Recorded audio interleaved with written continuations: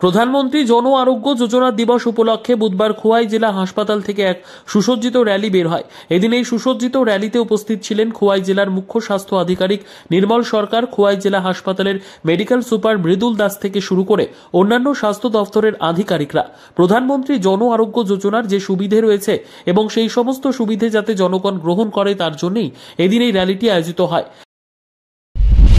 একটি র্যালি বেরোচ্ছে আমরা দেখতে পাচ্ছি, কি কারণে এই র্যালিটি হচ্ছে স্যার?